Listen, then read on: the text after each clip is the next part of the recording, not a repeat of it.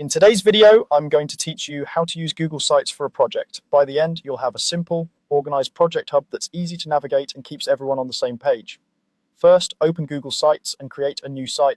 You can get there by visiting the Google Sites homepage or by using the app launcher if you're already in a Google workspace. Once you're in, look for the option to start a new site and open a fresh project. Give your site a clear, descriptive name so it's easy to find later and immediately recognizable to your team.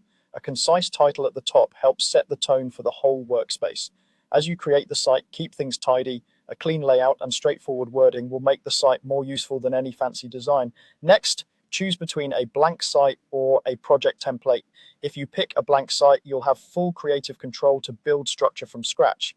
This is great if you already have a specific layout in mind.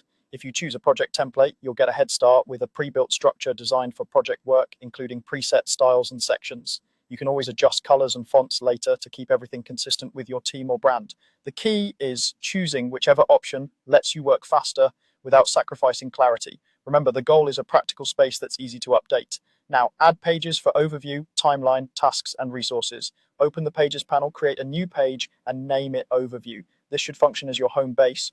Use it to briefly explain the project's purpose, goals, stakeholders, and any essential context someone would need on day one. Keep it concise but informative so new visitors can understand the project at a glance. Add a timeline page next. Place this near the top of your navigation.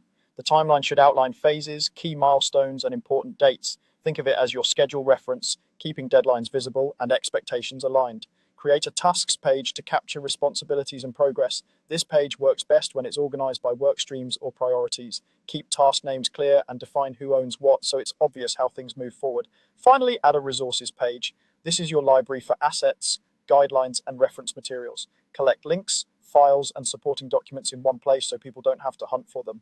With these 4 pages in place, your project site will be structured, readable, and ready to support productive work.